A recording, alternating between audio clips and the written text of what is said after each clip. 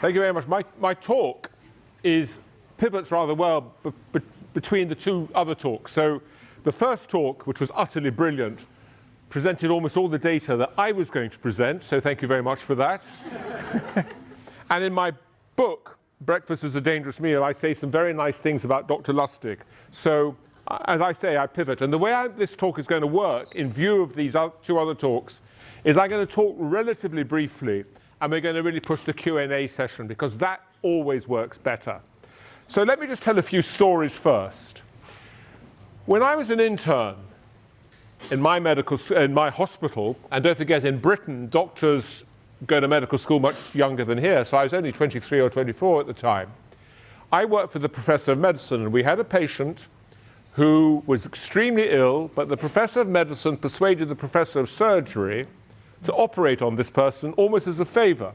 And so I wheeled the patient across to what we call the operating theater. The patient was operated upon, very predictably died, and the professor of surgery instructed me to take this patient out of his operating theater and put the patient in the anesthetic room because he didn't want his statistics mucked up. I obeyed orders, whereupon the professor of anesthetics, in a rage, threw me out of his anesthetic room and said, under no circumstances will this patient be registered as dying in the anesthetic room. So rather reluctantly, I went back to our own ward so that the patient could be registered as having died under the professor of medicine, who was my boss, who told me very clearly, this is a true story, by the way, that admission was denied. And in the end, the patient was registered by me as having died in the corridor, and so no one had to take responsibility. But I learned a lesson then about just how reliable some medical data can be. I then did a PhD at the University of Oxford. And I discovered that my PhD supervisor, when presented with data, had a sort of trick. He would look at the data and he would say, well, that point's an outlier, isn't it? And I'm not sure about the circumstances of that experiment. And he would remove the points, and then whereupon statistical significance would emerge and would publish. And I remember being really shocked, as shocked by him as I was by my professors at Barts, until I went to the University of Newcastle, which is a very respectable university in Britain, but not of the highest standards. It's not bad. I mean, Newcastle's a great university, but it's not Oxford or Cambridge. And I discovered a culture at Newcastle of scrupulous honesty. And I remember at one point saying to a friend of mine, we were working together, I said, you know, if this was my old lab back at Oxford and we were having this trouble, we'd save the next 3 months. We wouldn't repeat, we'd just get rid of that. And I remember my colleague being truly shocked. Newcastle had a culture of scrupulous honesty, with the result that everything went so slowly and we were always being scooped.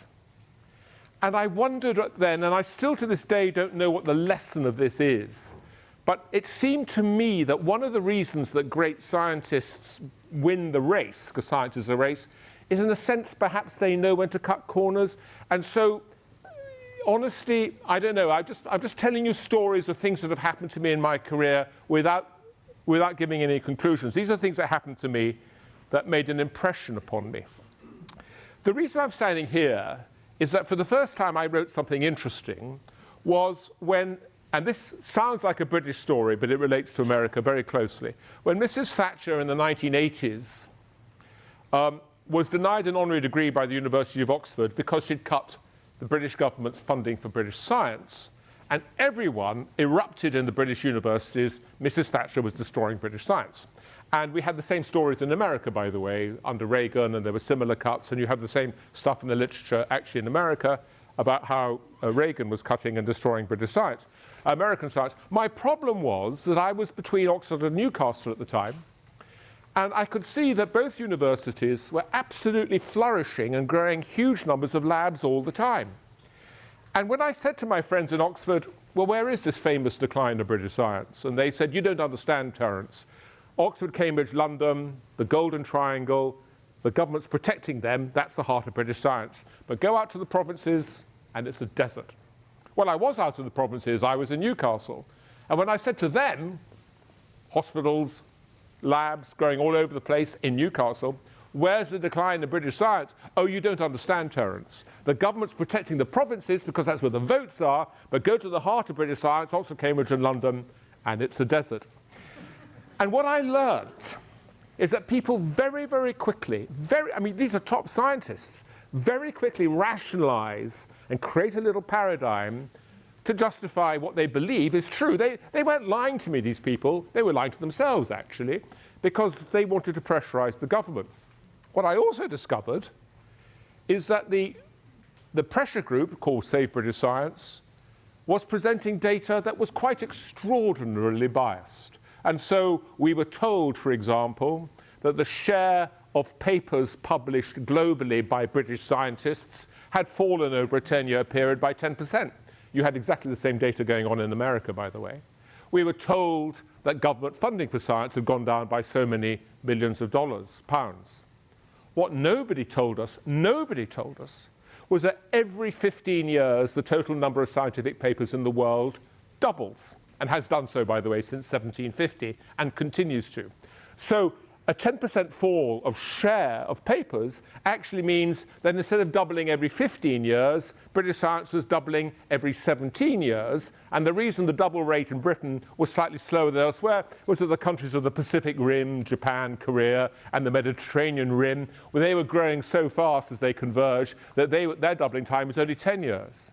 Equally, no one told us, yes, British government funding has gone down, but the private funding had gone up 3 times more in what's called crowding out. That's what happens in so much of the public sector. Government pulls back, private sector more than compensates, and vice versa. And so we were given very, very partial data indeed by people who knew they were presenting only partial data. And the people who knew they were presenting partial data were senior professors in major British universities, and you had exactly the same thing going on here in America. That was very interesting to me, and I wondered what that meant. Now, we are told, I know little about global warming, but I will say one thing about global warming. We are told that the science is settled, and 97% of scientists will agree that CO2, blah, blah, blah. You all know the story. When our first child was born in 1991, we were told, it wasn't put in these words, but we were told the science was settled, and 97% of neonatologists agreed that newborn babies had to be put on their tummies to avoid what we call cot death. You have a slightly different name for it. In 1993, when our second child was born, we were told the science was settled and you had to put a newborn baby on its back.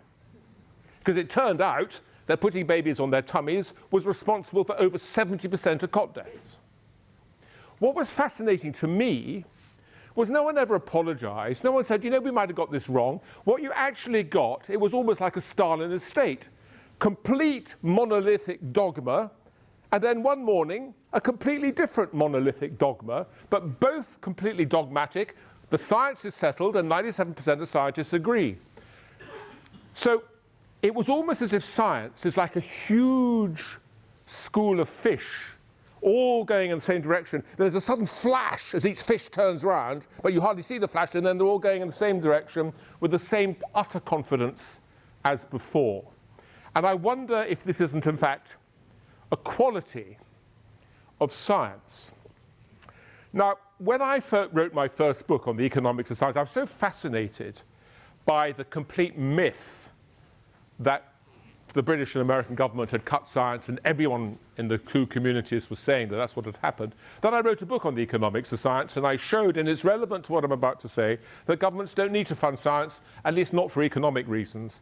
I'll talk about that. But the point was, and I'm going to name someone because he's now safely dead. And he was Nathan Rosenberg. Nathan Rosenberg is a very nice man and a great economist of science. He was a professor at Stanford. And I spent 2 or 3 days with him, and he taught me an awful lot about the economics of science, and I read his papers. And at the end of this process, I said to him, we were walking through the campus at Stanford, and I've never forgotten this moment. And I said to him, you know, Nathan, I've been thinking about your work in the field, and it seems to me that your own work shows that governments don't need to fund science, at least not if you're interested in economic growth.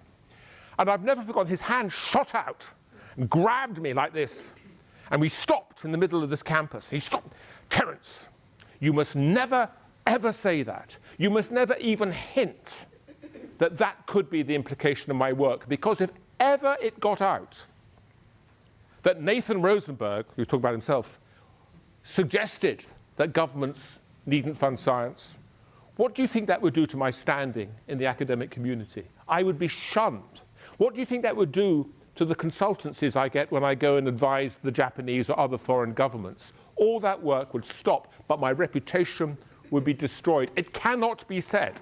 And he refused to tell me what he believed. I have no doubt that he knew that governments didn't need to fund science. I also have no doubt that he refused to admit it even to himself, because he had a life.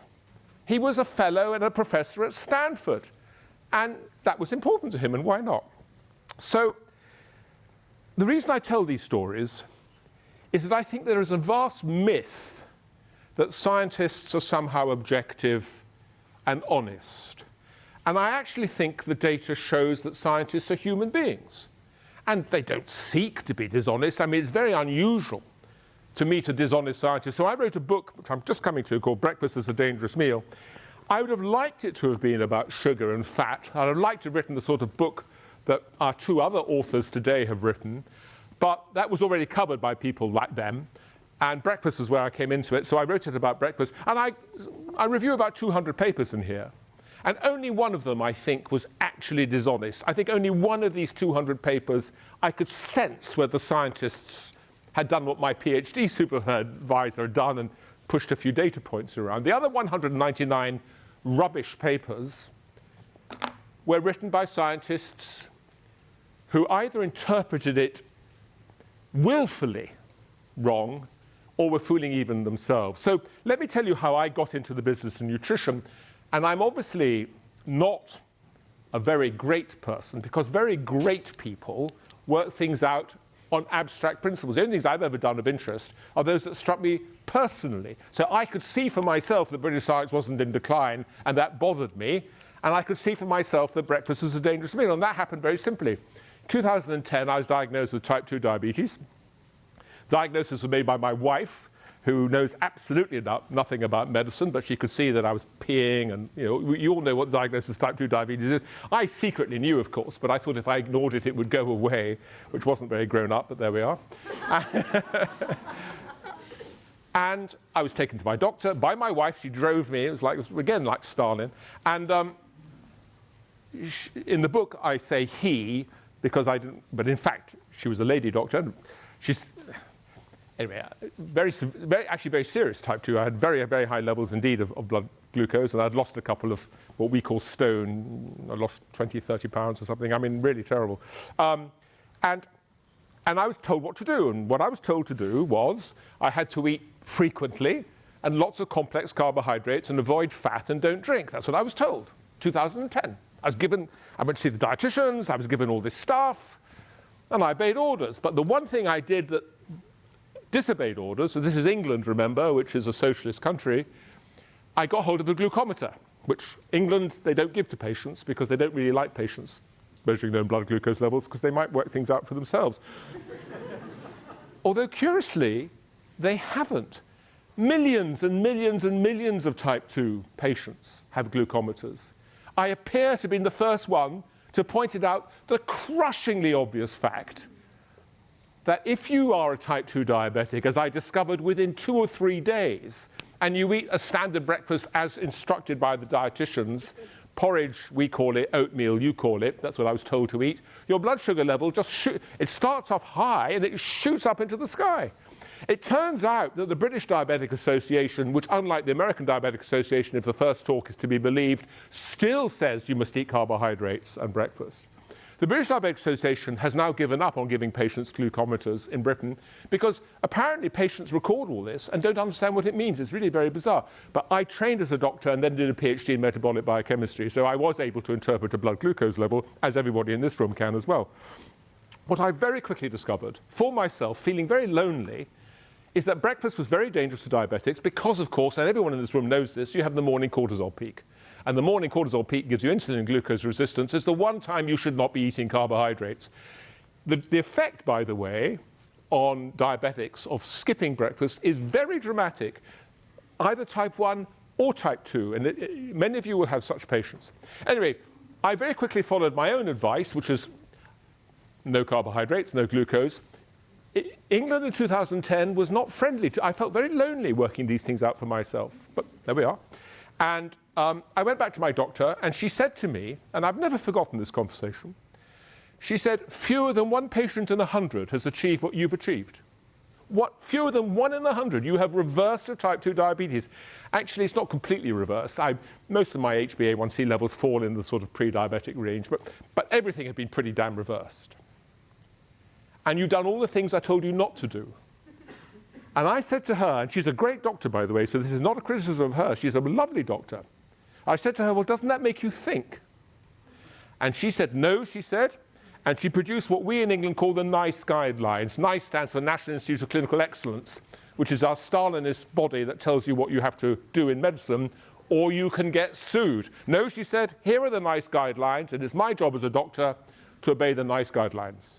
It's not my job to think, to do things original. And so I got nowhere with her. If you were ever to come to the Cato Institute in Washington, D.C., and you were to walk in to the doors with me, and you can go without me, by the way, there's a very nice gentleman who sits at the front. He's a black gentleman, he's about 65, he's a retired staff sergeant of the United States Air Force, and if you walk in with me, he will stand up and salute. Not you, it's me he's saluting. And the story is fascinating.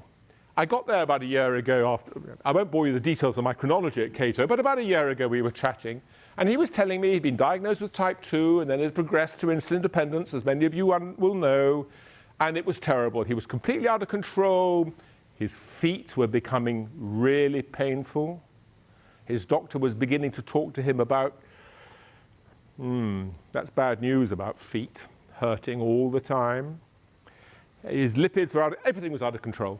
And he was on insulin and the whole shooting match.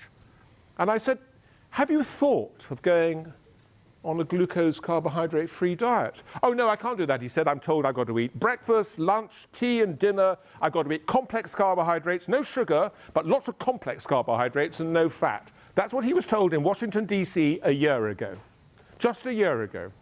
So I persuaded him, and my wife said, you realize you're going to get sued, but anyway, I persuaded him.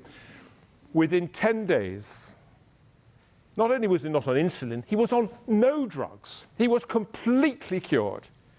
Completely. And now a year later, even his feet are beginning to hurt less. So he went to see his doctor and very sweetly took a copy of my book where all this is explained. And it was like a television show, the conversation I'd had with my doctor. She said, even more enthusiastically, she said, this is miraculous. We were talking about an amputation. And now you're cured. She said, I have never seen this before. And he said, would you like to read the book where it's all explained? And she said, no.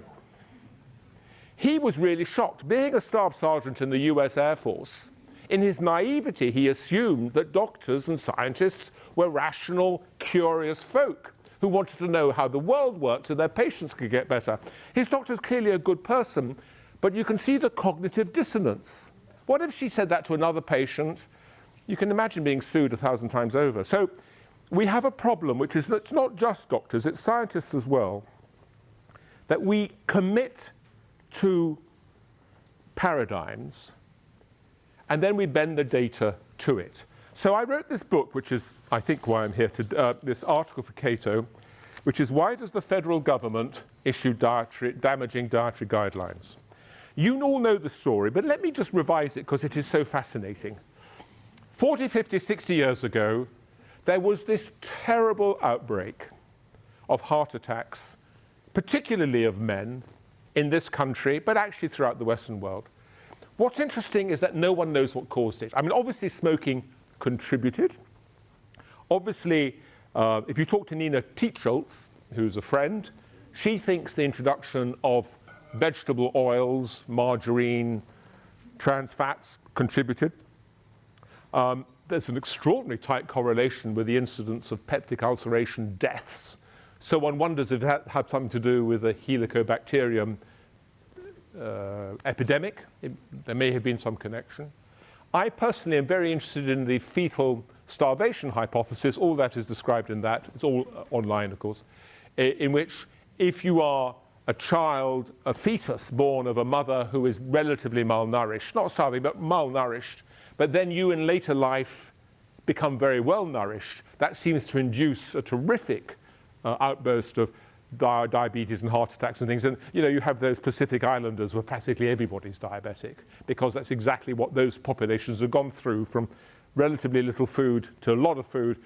So I think it's a complex thing. It's obviously a complicated thing. But Ancel Keys, the Minnesota physiologist, he decided this was because we were eating fat.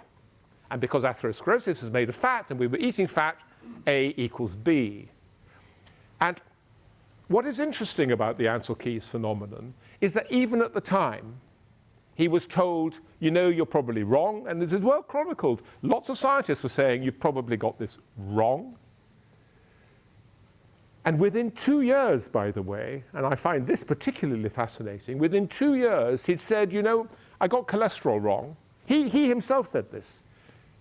You can eat as much cholesterol as you like. Makes no difference because it just turns off liver synthesis. It took the federal government 40 years, 2015, to change the advice. They insisted that the proof, or rather the disproof, was utterly meticulous. It took 40 years to disprove a hypothesis that had just been thrown out as a speculation. But because the federal government had absolutely committed to the speculation, it simply could not bring itself to acknowledge that that could be wrong. And Credit Suisse run the foundation, by the way, and this is an attack on everyone in this room, and they published a paper in 2015 saying, is it interesting, almost all doctors believe that eating cholesterol is bad for you and you shouldn't eat eggs and kidneys and things, and this just shows how ignorant doctors are. But that's what we were all told. I was told, because Ancel Keys' rebuttal of his own data was not accepted by the federal government. And so the question, therefore, is, and of course, as we all now know, thanks to Gary Taubes and the work of others in this room, it was all nonsense on sticks from beginning to end.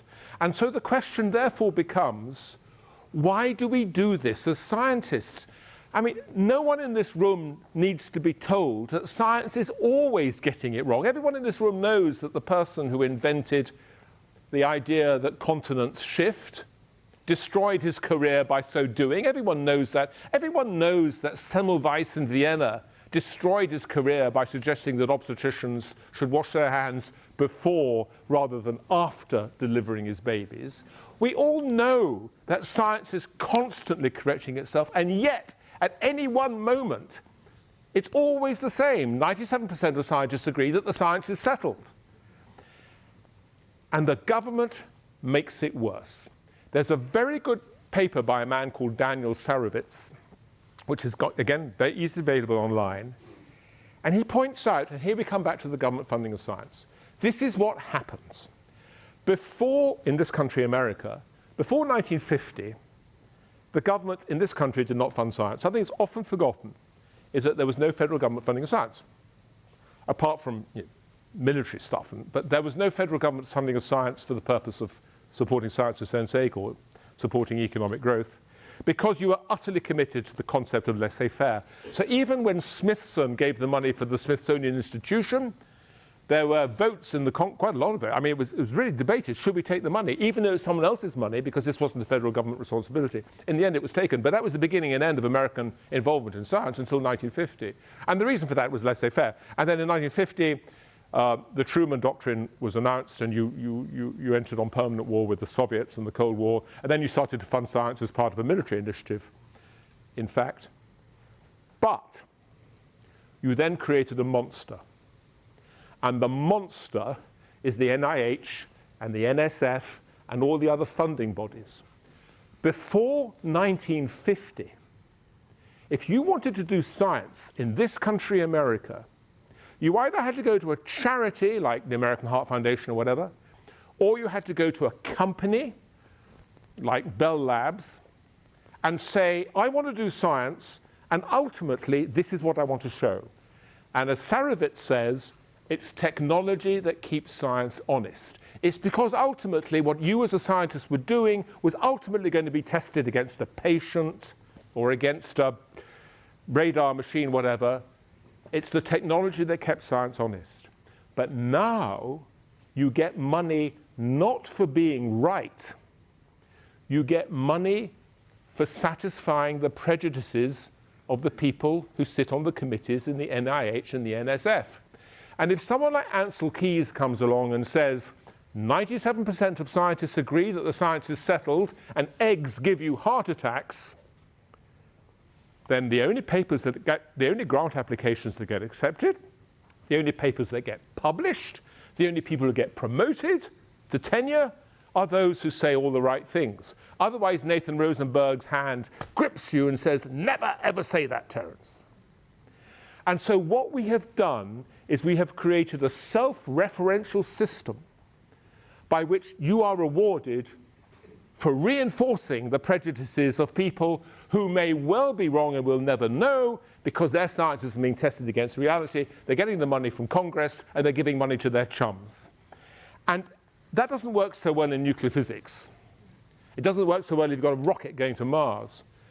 But once you're in the world of low-grade statistics, and here the first talk really couldn't have put it better, once you're in you can use statistics for anything.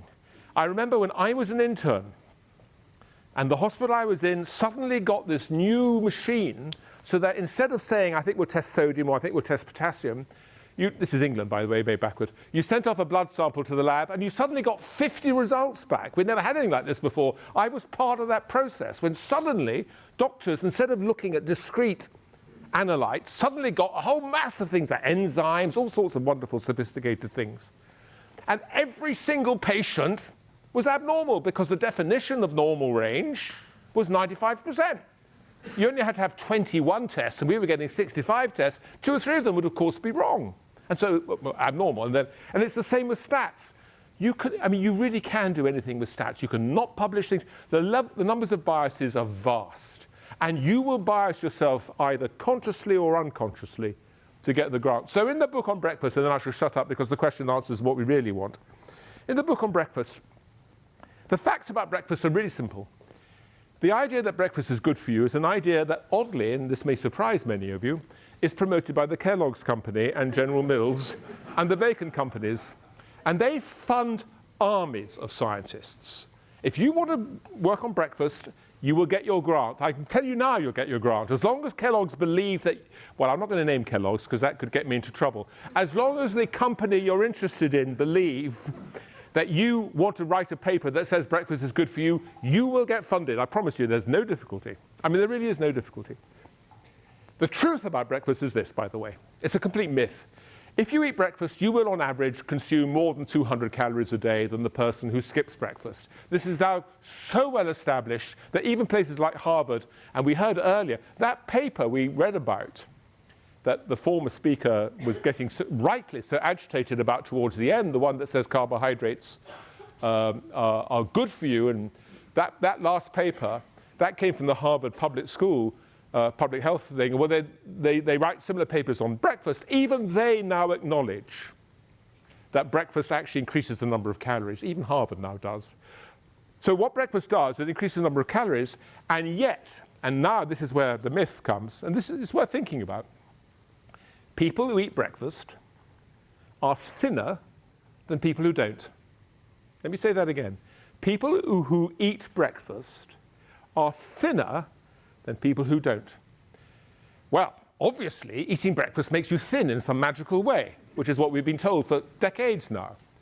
Of course it's not true. I mean, the fact is true. The fact is true. What is actually happening is this. Firstly, people who are fat skip breakfast because they're trying to slim, and it's the easiest meal to skip.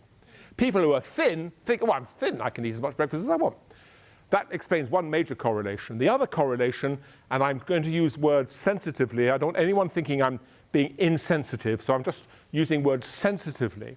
There is a real socioeconomic gradient about breakfast. People of the more humble socioeconomic groups, and I'm not trying to offend anyone here, tend to lead more chaotic lives. They tend to smoke more, they tend to drink more, they tend to be larger, and they tend to skip breakfast because of the lives they lead. While nice, slim, middle-class people who live in posh areas of Boston, they tend to eat very discreetly, but they obey orders and eat breakfast because they know they have to, but they lead ordered lives, and so they're slimmer. In fact, if you look at breakfast, knowing that, you immediately discover all sorts of fascinating correlations. So, for example, girls who skip breakfast lose their virginities on average 2 years earlier than girls who eat breakfast. Does this mean, therefore, I obviously don't have to finish a sentence. You never hear that from the cereal companies because even they know that you know that it can't have anything to do. It must be an association. And so it goes on. There are all these associations out there, and it doesn't take very much intelligence to work out which associations will please your funders, whether it's the NIH, which, by the way, does believe in breakfast, or the American Diabetic Association, which sadly does believe in breakfast, or whether it's a corporation. And so we are stuck with the problem that we scientists love our paradigms, and the other great problem, and I'm going to shut up now, the other great problem is that all great scientists ignore falsification. We are all told that science is about falsification and verification. So a statement is a scientific statement, and when it's falsified, oh, it's gone. And that is not true. All great scientists ignore falsification. I'm going to tell you one little episode, and then I'll shut up because questions. If you look at the age of the Earth, in the 19th century, this was a major debate, how old was the Earth? And it turned out that there were two schools of thought. Those scientists who measured the temperature of the lava and the stuff in the middle of the Earth and the rates at which the Earth conducts heat worked out that the Earth could not be more than 5 million years old, because if it was any older, it would have cooled. On the other hand, another group of scientists, they were looking at the fossils, they worked out that the Earth had to be at least 300 million years old. Otherwise, you couldn't have had all those layers of rocks and those fossils. Each group of scientists had been disproved. They'd been disproved, both of them. So in the world, according to the textbooks, each group of scientists say, oh, I've been disproved, I shall go off and become a gardener or something. That's not what they did. What they did is they created two different, this is largely based in London. London was then the capital of science, of course America now is. They formed two societies. There's the Geological Society and there was the Zoological Society. And if you believed in one set of facts, and it went with religion, by the way, and never underestimate the power of unreason in science. All the Christians went with the 5 million year theory because that's not Genesis, but it's close to Genesis.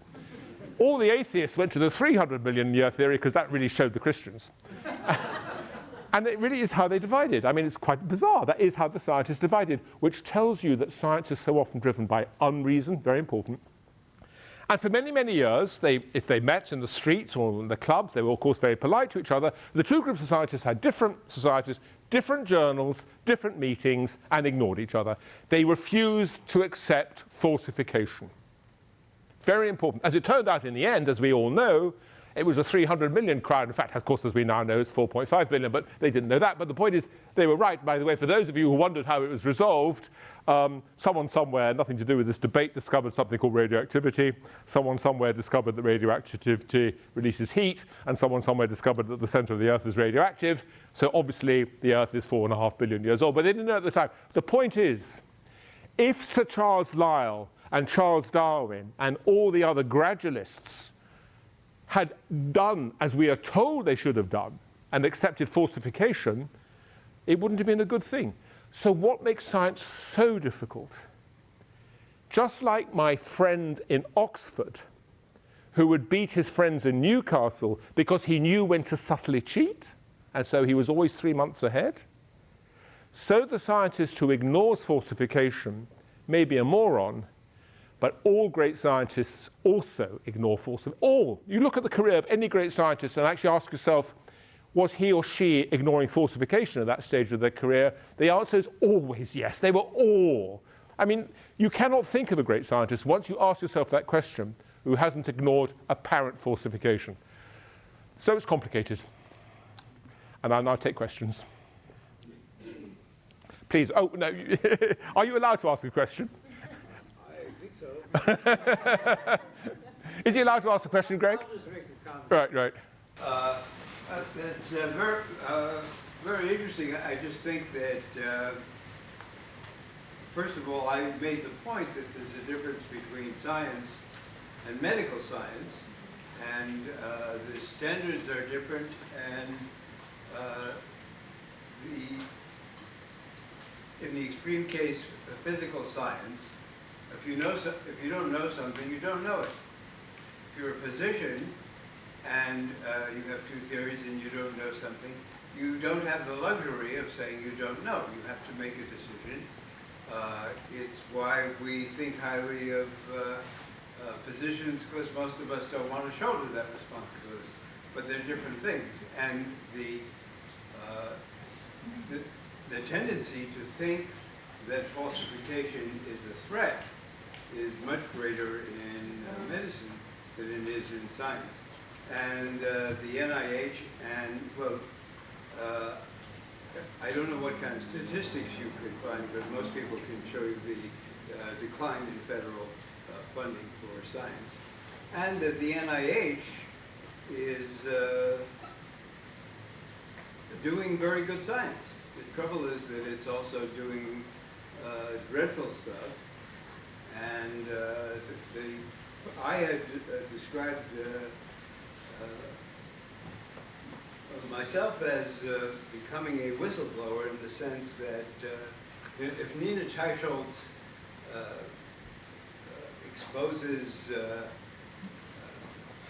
exposes falsification, she's bringing out a truth. If I do it, I'm a whistleblower because I'm still something of an insider. And the real problem is we don't want to bring down the NIH. The NIH is the nutrition corner of it has descended into near intellectual hell, but the rest hasn't. So I think, and there are people that do science. They do it seriously, and they, the word you used that's exactly right. They know when to ignore apparent falsification and when to jump ship when they have to. Thank you. We're agreeing with each other. Does anyone else want to agree with me? Because it's please, over there, and then there. Yeah, so I'm a scientist, so I hope that doesn't make everybody in here hate me. One reason I do exercise physiology work, and the reason I got into it was I had the goal of, I'm curious, first of all, secondly, the mission is to do research that's relevant, that it can inform practicing physicians in a way that could benefit them in their care for patients. You made a very convincing case that science cannot be trusted, basically. We're kind of bottom line. It's totally good. And that's right in line with the work that CrossFit Health has been doing for a long time. We've been following very closely. It's very interesting and really important preliminary work. So it's like the foundations are really being shaken by a lot of this information that's coming out. So my question is, if clinicians can't look at the scientific literature for information that's going to impact how they do their work, their practice in patient care, where do they go now? Did you ask that earlier question against Richard? Was that you as well who asked that? No. It's a very good question, and it's yeah. Well, there's a very important. First of all, it's a very important question, and the first question that Dr. Feynman got, which was a similar question, was also a very good question. So let me just answer this. First of all, John Ioannidis in Stanford wrote a paper which has now been cited over 5,000 times, Why Most Scientific Papers Are Wrong. And it's not just John Ioannidis. There's a group of them now, and they're superb. There's a group in Charlottesville. There are 2 or 3 people in Stanford. The 1 or 2 others, I talk about them there. And these people are pointing out that over half of all scientific papers are just wrong. So the question is, therefore, how do we know? Well, the answer, I'm afraid, is to understand what a scientific paper is. When after I published my book, I was interviewed by what we in England call the Times Higher Education Supplement, what you call the Chronicle of Higher Education. And they said, would you like to distill in one sentence what you've learned from this study of breakfast?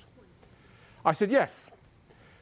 When I pick up a paper on breakfast, and there are hundreds of papers on breakfast, it's one of the 3 meals of the day. There's an enormous industry out there. Breakfast is a major business, and I think it's hugely responsible for obesity. When I pick up a paper on breakfast, I always ask myself, the first thing I ask myself is, how and why are these lying bastards lying to me? And if you don't pick up a paper and ask yourself that question, you're going to be gulled. So, for example, Richard Feynman, he put up that paper from the Harvard group, the last paper he put up, about how carbohydrates will save the world. I picked up that paper like everyone else, but I only got as far as the second page, because I looked at that first table. We had the conversation about it. These people are claiming that for the last 20 years, this entire population, there are thousands of them, 15,000 or something, they're all claiming that over the last 20 years, they've all only eaten, on average, 1,600 calories a day. Well, of course they've been not eating 1,600 calories. They've all put on weight, by the way, all completely normal people. I mean, I don't know what you call it, but these people are clearly misrepresenting and misreporting what they're actually eating. No serious scientist, I mean, I'm not talking about myself as reading the paper, I mean the people in Harvard doing the science. No serious scientist at that point would do anything other than, oh, well, we can't do this study, this is crap.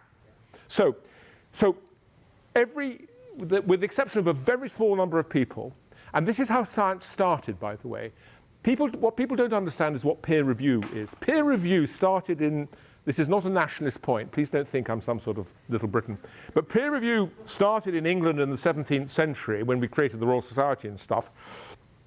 It wasn't, as people now think it is, oh, well, have they used the right p-value here? What peer review was, actually, was, is he one of us, or is he some sort of lunatic? Peer review was a social thing. Do we know this person? Can we trust him or her? So, for example, Leeuwenhoek, the great Dutch microscopist, used to send his stuff to the Royal Society as a letter, and he would then have affidavits attached to it from very distinguished members of the Dutch aristocracy who would confirm that they had also seen these things under the microscope. So the point about his peer review was actually about, can we trust this person? Which is why, by the way, every scientific society to this day, and all of you belong to all sorts of medical and scientific societies, are just like posh clubs in London. You've got to be sponsored, you've got to be seconded, and there's a vote, and then you join the society. It's like joining a club.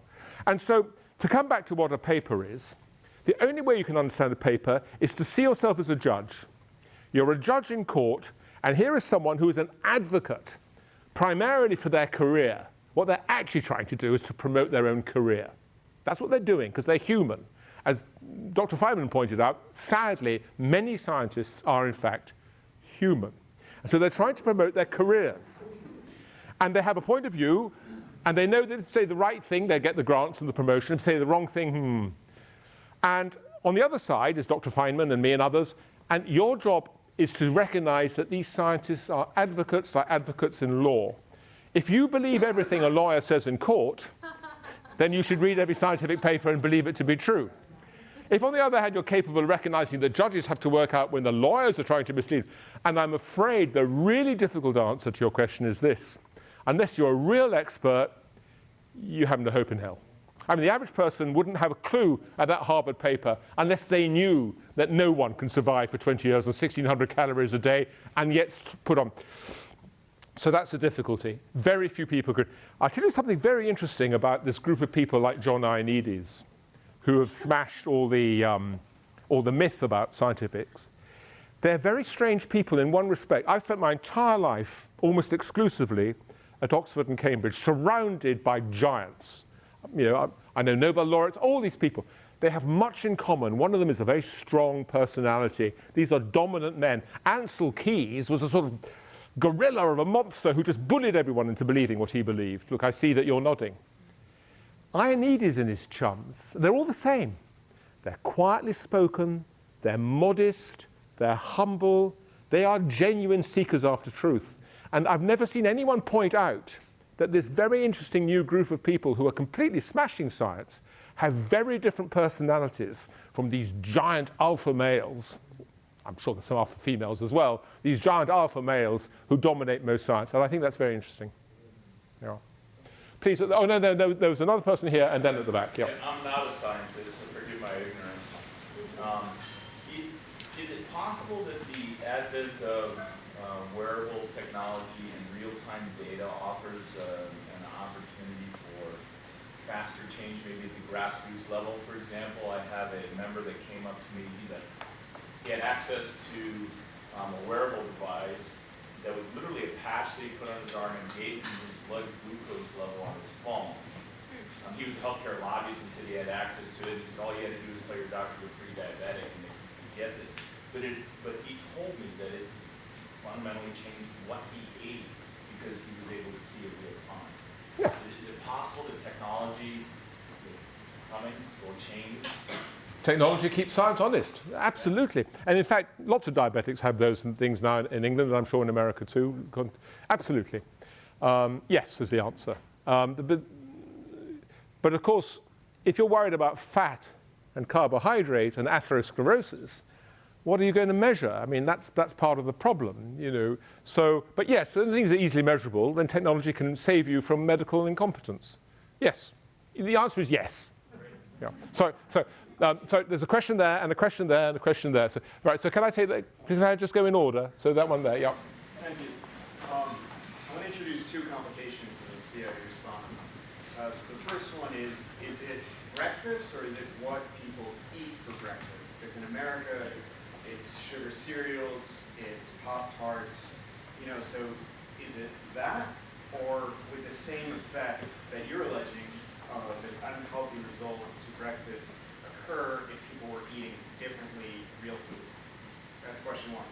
Question two, you drew a stark distinction between public and private funded science, but what we actually have going on in the United States is public-private partnerships.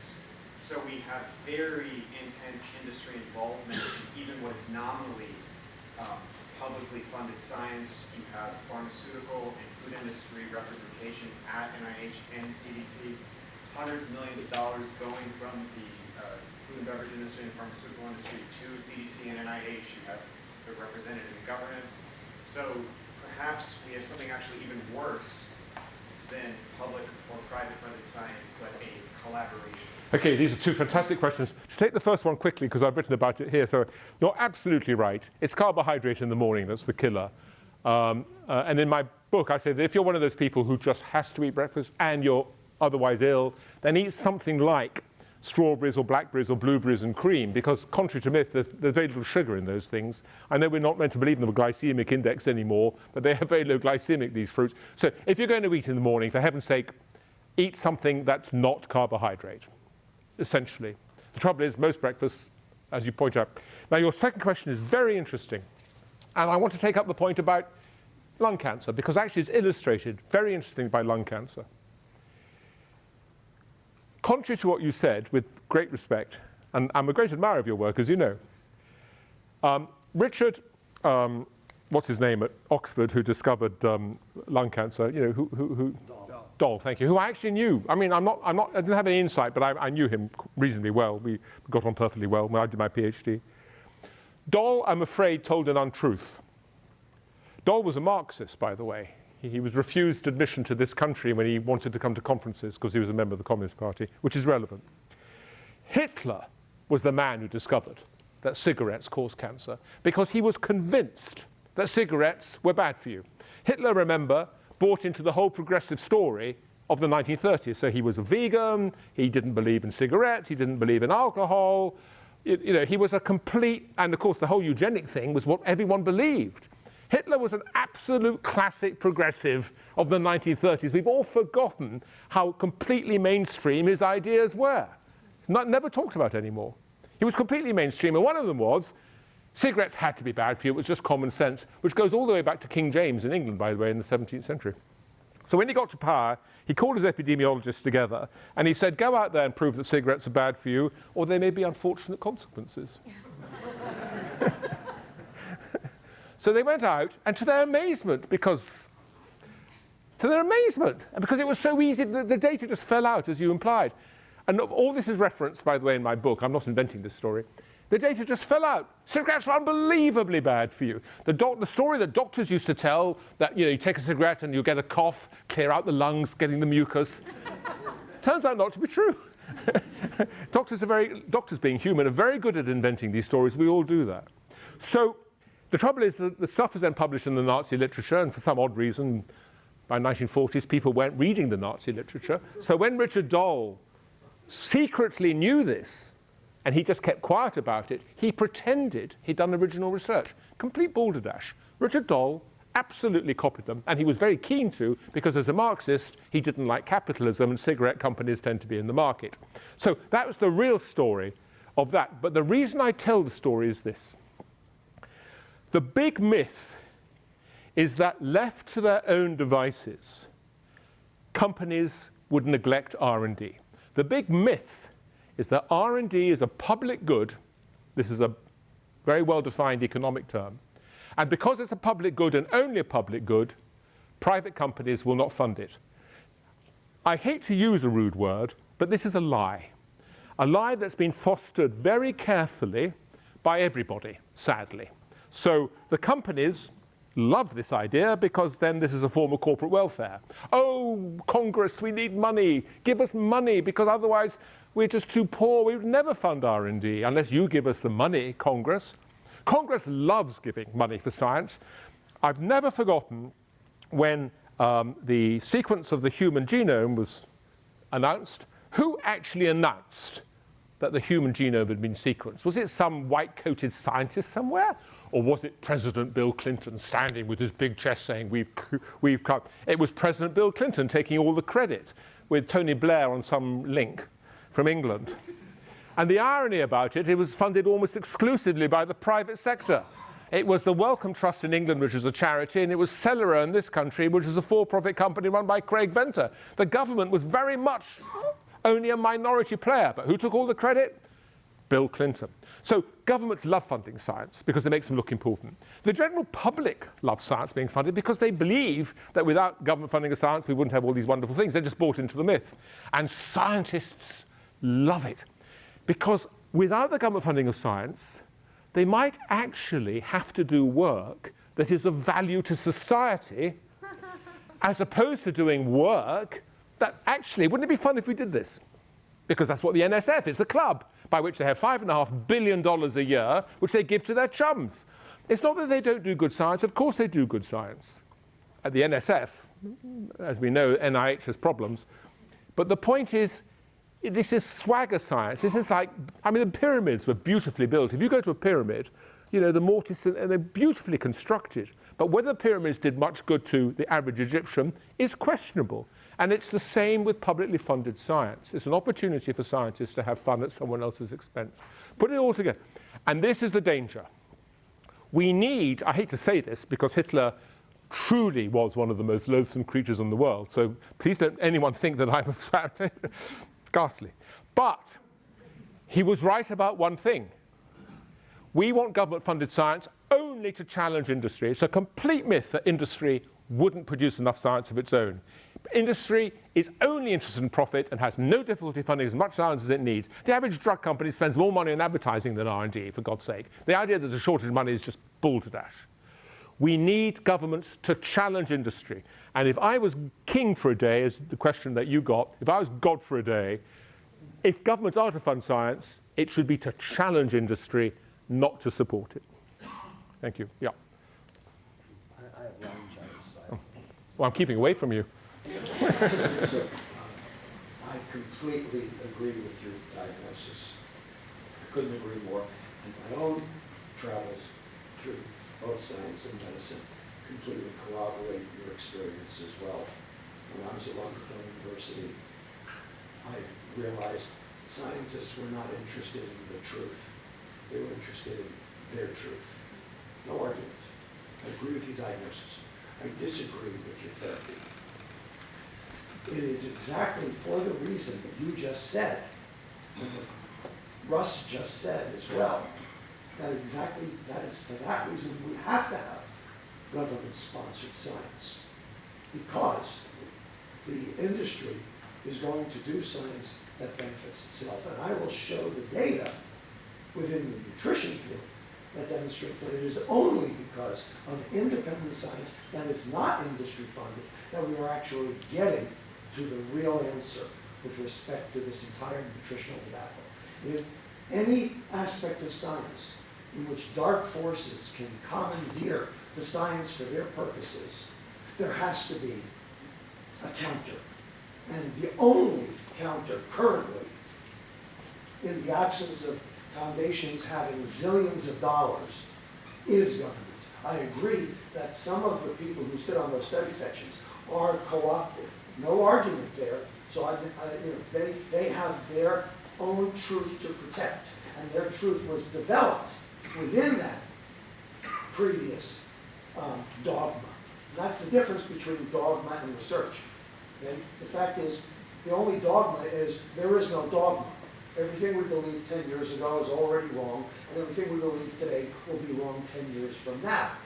Then you say, well, then why do research at all if it's going to be wrong in 10 years? It's because research is a zigzag.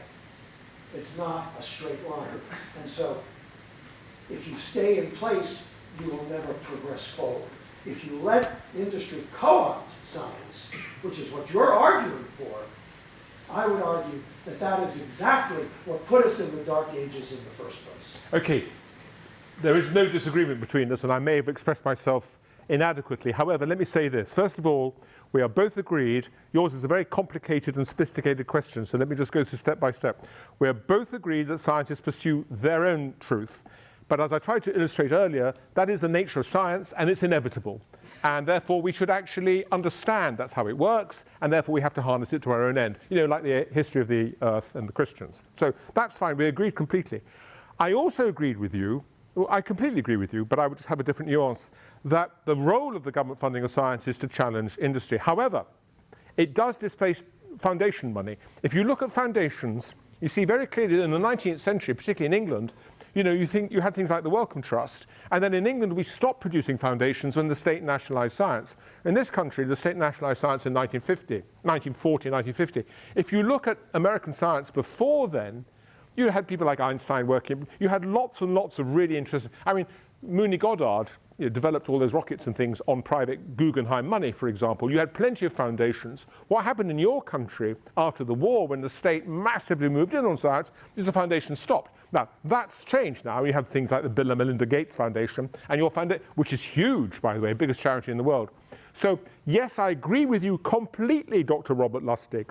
The role of the government is to challenge industry, but it's not the role of the government to displace foundations who are even better than the government, and that's the only danger. Well, I won't argue that. So we're both agreed. We absolutely need independent funding of Yeah, science. I agree with you. That I totally agree with.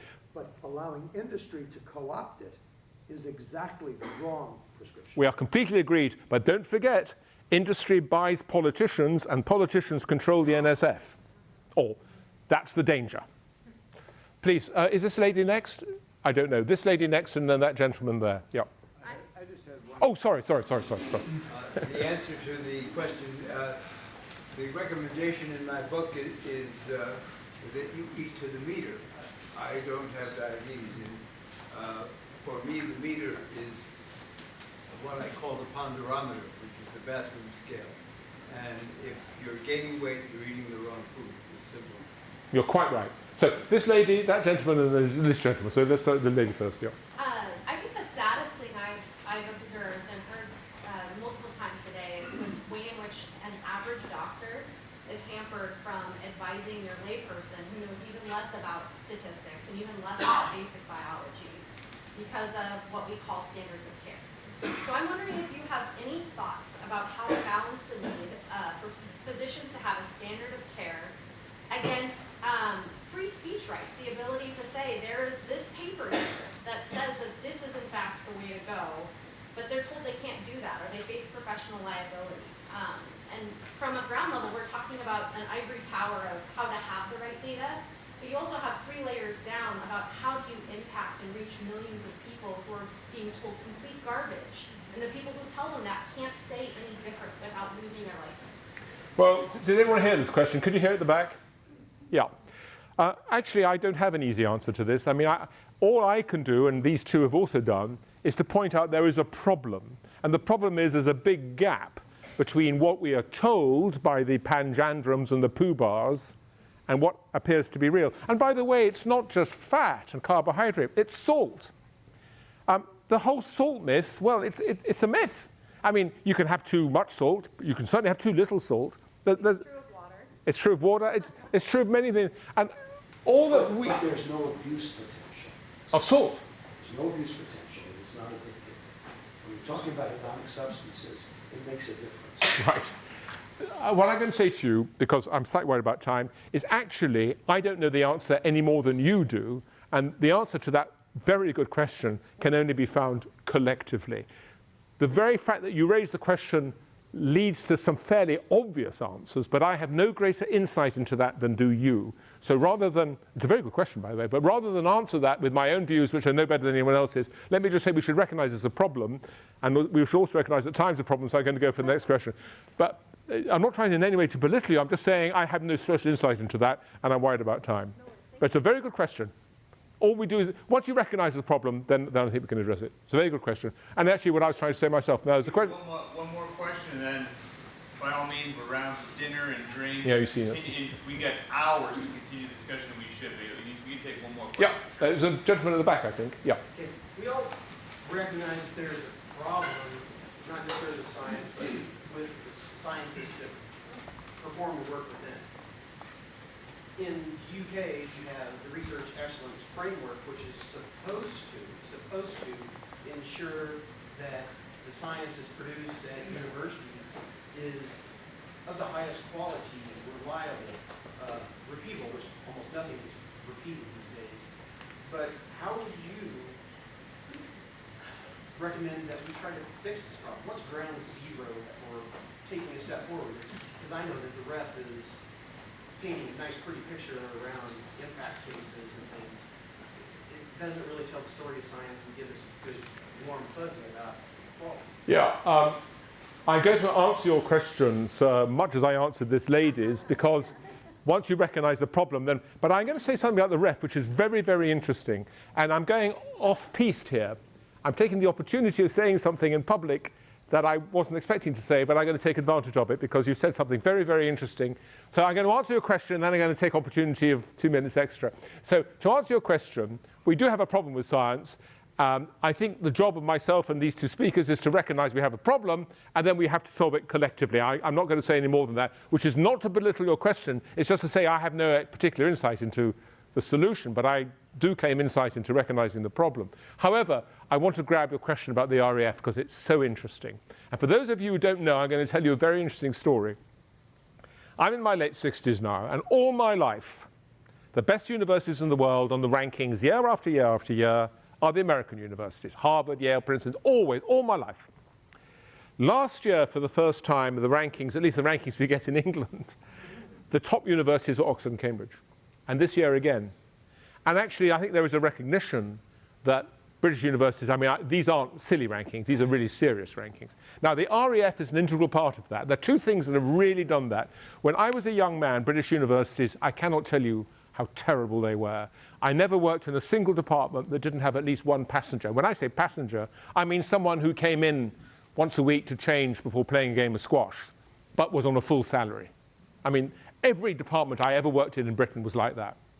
And that was all changed by Margaret Thatcher, who changed so many wonderful things.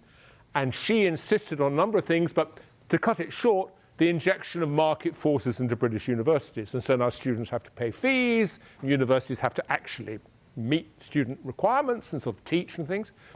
And the other thing is the Research Excellence Framework, which has nothing to do, I'm afraid, with what you have suggested. It's a misnomer. What the RAF is really is a way of the British government saying we're putting all this money into British universities. How do we know it's any good? And because of the RAF, people now, if they get money from the government agencies, now actually have to show on an annual return basis, or the RAFs every 5 or 10 years, that they've done good work. And of course, the British universities have bitterly resisted the RAF, just as they bitterly resisted all these regulations. and they bitterly resisted the marketization of British universities. But the result is Oxford and Cambridge beat Harvard and Yale, which I think is a very, very good thing. And the RAF is simply a way of saying, and here I'm afraid I'm going to say something sad, there is nothing to stop the Harvard School of Public Health coming top on every RAF exercise. They publish in the top nutritional journals, which are edited by their friends, their papers are peer-reviewed by their friends, and they do the same to their other friends. And we actually had an example of this in Britain. So there's a man called Ben Martin, who's professor of science policy at the University of Sussex, and he and I have long been enemies, but in a very English way, because he believes that government should fund science and I don't. But he was the one who exposed the cartel of radio astronomy. It turned out that the Manchester radio astronomers and the Cambridge radio astronomers had a deal. And in the RAF, they would always announce to the government that the other astronomers, they were just spectacular. And so they would publish each other's papers and come top of all the journals, and everyone. But what Ben Martin showed was actually the Cambridge lot, I'm a Cambridge man, were brilliant, and the Manchester people, and I'm not a K Manchester, were actually no good. So the point about the RAF, it's actually ultimately as subjective as any other form of science. But on those subjective things, it's been fantastic for British universities, but I can assure you that paper of Dr. Feynman's, which was one of the worst scientific papers ever written, would have done very well on the RAF, regrettably.